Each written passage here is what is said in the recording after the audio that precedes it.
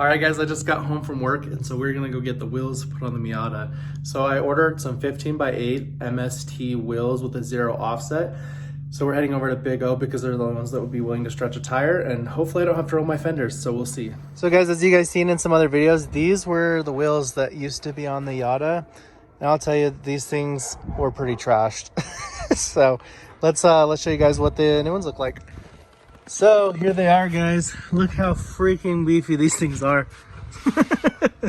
Looks so amazing on the Miata. I will have to roll the front fenders because literally, look at that. I have literally no freaking finger room to get my fingers in there. But this is side view. So these are the MSTs with a 0 offset.